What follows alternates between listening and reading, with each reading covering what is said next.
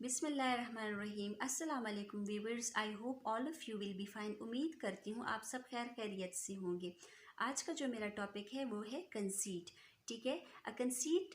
और जैसे कि पिछले उसमें लेक्चर में मैंने आप लोगों को मेटाफर के बारे में पढ़ाया था। कंसीट जो है is a sort of like an extended metaphor. ये मेटाफर का एक्सटेंट फॉर्म है, किस्म है। यहाँ पर कंपैरिजन होती है between two very unlike things. Between two very unlike things की हम कंपैरिजन्स करते हैं। जैसे कि one is an orange and another is an apple. So these are two unlike things, और इस अनलाइक थिंग्स की कंपैरिजन्स होती है किस चीज़ में? कंसीट में। अब यहाँ पर मैं आप लोगों को बताते चलूँ कि the things are so unlike that the readers, जो रीडर्स होता है हमारे पास, does not even want to compare that. ये रीडर की बस की बात नहीं होती कि वो चीज़ों को ऐसे कंपेयर करे जैसा कि पोएट करता है, बट द पोएट जो है वो skilfully makes the comparison acceptable. और जो हमारे पास पोएट होता है उसकी कंपैरिजन जो होती है वो एक्सेप्टेबल भी होती है, क्योंकि वो दो अनलाइक चीज़ों को आपस में कंपेयर करता है। किस चीज़ के through? Through the mind, through an idea और थ्रू अ थॉट। यहाँ पर मैं बताती चलूँ कि conceit is something conceived in the mind, in idea और अ थॉट। जो कंसीट है उसको हम कंसीव करते हैं through mind, through any idea, through any thought. अच्छा, conceit can take an entire poem to develop. Conceit में हम पूरे के पूरे पोएम को लेके डेवलप करते हैं, जबकि सिर्फ अगर हम मेटाफर की बात करें तो उसमें कोई भी ऑब्जेक्ट या थिंग जो होता है वो हमारे पास मोमेंट्री होता है। It will be momentary, but in conceit we can take an entire poem to develop and cleverly extend the depth of comparisons also. और हम इसमें कंपैरिजन की गहराई तक जाते हैं। यहाँ पर मैं एक एग्जांपल दूंगी आप लोगों को एमिली डिकिंसन का। ठीक है, एमिली डिकिंसन जैसे कि डिस्क्राइब करता है होप को एज अ लिटिल बर्ड। वो होप को as a little bird describe करता है। हाउ, कैसे, मैं आपको बताती चलूँ। Is an example with us. Hope is the thing with feathers. यहाँ पर हम होप की जो है वजाहत कर रहे हैं किस चीज़ से? फीदर्स। मतलब हम कंपैरिजन्स कर रहे हैं। होप को हमने कंपेयर किया हुआ है, किस चीज़ से कंपेयर किया हुआ है? फीदर्स के साथ कंपेयर किया। अब इंटायर पोएम में इसी होप की बात चलेगी हमारे पास। फीदर्स नहीं, sorry, that perches in the soul. Perches mean rest, जो रेस्ट करता है कहाँ पर? सोल में। अब यहाँ पर कंपैरिजन किस चीज़ की? होप एंड बर्ड की हो रही है। मतलब इन दोनों को आपस में कंपेयर किया हुआ है, but the entire poem is compared or develops by the poet and sings the tone. और यहाँ पर हमें बताते हैं कि and sings the tone without the words. यहाँ पे जो बर्ड सिंग कर रहा है it is without the words. तो इंटायर पोएम में वही होप और उसकी बात चल रही है। होप और बर्ड की बात जो है वो चल रही है। होप को हम एज अ लिटिल बर्ड लेके डिस्क्राइब कर रही है। ठीक है, अब मैं आप लोगों को कंसीट के टू टाइप्स बताती हूँ। There are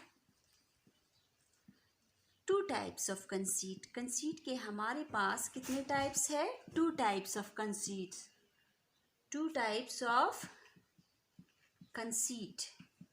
the first one is metaphysical conceit. Metaphysical conceit.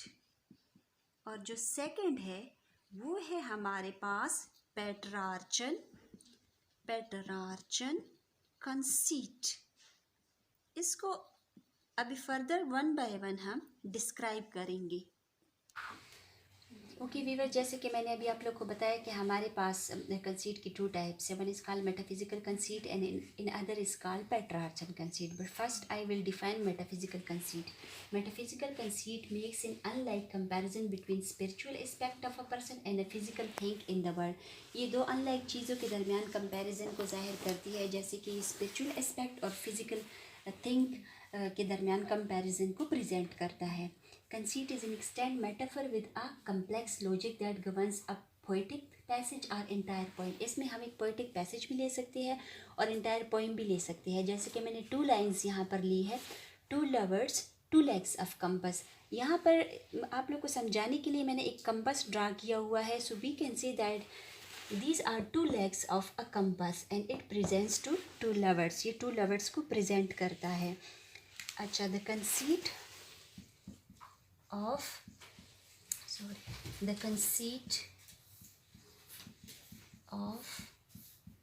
this poem by John Donne is that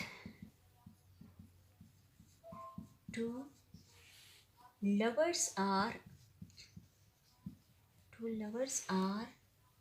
described as the two points of a compass। जैसे कि टू लवर्स को जॉन डन ने as the two points of a compass, these are called two points of a compass, ठीक है, जाहिर किया है। तो इससे हमें पता चलता है कि two lovers in a poem is described by two legs of a compass, और ये कंसीट को प्रेजेंट करता है। यहाँ पे हम सेकंड एग्जाम्पल लेते हैं, love is like a butterfly. Love is like a butterfly। यहाँ पर लव को बटरफ्लाई के साथ कंपेयर किया गया है। Love is compared with what? Love is compared with butterfly. Again हम कह सकते हैं कि John Donne famous conceit, John Donne की जो फेमस कंसीट है इन विच ही कंपेयर्स, जिसमें वो कंपेयर करता है, किस चीज़ की कंपैरिजन करता है? Physical intimacy with what? To flea. अच्छा, इसमें वो फिजिकल थिंग को कंपेयर कर रहा है, किस चीज़ के साथ कंपेयर कर रहा है? लव के साथ कंपेयर कर रहे हैं। मतलब बटरफ्लाई जो है ये फिजिकल हमारे पास ऑब्जेक्ट आ गया, और इस को जो है ये कंपैरिजन इसकी हो रही है लव के साथ, ठीक है। तो इनका रिलेशनशिप आपस में शो आउट हो रहा है। अब हम आते हैं पेट्रार्चन कंसीट की तरफ। The Petrarchan conceit which was specially popular with Renaissance writers of sonnet. जो पेट्रार्चन कंसीट है तो ये रिनेसेंस टाइम में काफ़ी पॉपुलर था, और उस वक्त में सोनेट जो थे इसकी ज़्यादा मतलब है कि ये बहुत ज़्यादा इसको फेम गेट हुआ था। सोनेट जो है ये 14 लाइन्स पोइम को कहते हैं, और शेक्सपियर ने काफ़ी मतलब इस सिलसिले में काम किया है। Is a hyperbolic comparisons most often made by a suffering lover of his beautiful mistress to some physical objects। और पोएट जो है वो मतलब है कि अपने ब्यूटीफुल लवर्स को फिज़िकल ऑब्जेक्ट के थ्रू प्रेजेंट करते थे। जैसे कि यहाँ पर कुछ फिजिकल ऑब्जेक्ट गिवन है, a tomb, the ocean and the sun etcetera, but it is not limited to the sonnet. लेकिन ये जो पेट्रार्चन कंसीट था ये सिर्फ सोनेट तक लिमिटेड नहीं था, बल्कि हम कह सकते हैं कि poet used fanciful matters to praise their lovers। A common conceit during their renaissance was to compare someone's eyes with the sun।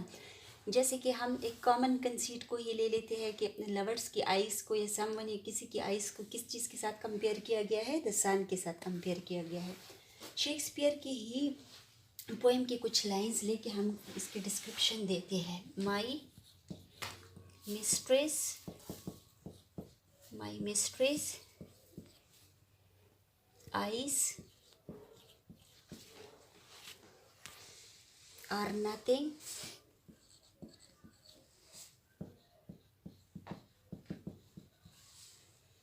like the sun।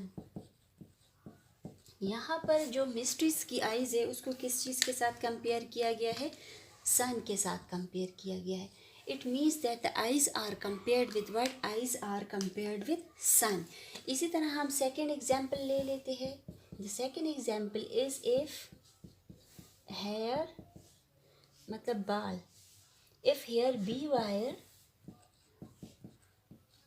B wire black wire, black wires grow on her head, grow on her head। अच्छा, यहाँ पर अभी हमें बताया जा रहा है कि हेयर बी वायर। अब बालों को कंपेयर, हेयर को कंपेयर किया गया है वायर के साथ, ठीक है। सो ये कंपैरिजन को शो कर रहा है, लेकिन ये जो पेट्रार्चन कंपैरिजन है ये फिज़िकल ऑब्जेक्ट को शो आउट कर रहा है। यहाँ पर देखिए, जैसे कि आइज़ हो गई है, सन हो गया, हेयर हो गया, वायर हो गए। और ये कंपैरिजन जो है शेक्सपियर के दौर में काफ़ी फेमस था। तो उम्मीद करती हूँ व्यूवर्स कि आपको अच्छे तरीके से कंसीट की अभी समझ आई होगी। हमने इसके टाइप्स को भी डिस्क्राइब कर दिया। अगर आपको मेरी वीडियो पसंद आई है तो प्लीज़ लाइक और सब्सक्राइब ज़रूर कीजिए। तब तक के लिए अल्लाह हाफ़िज़, शुक्रिया।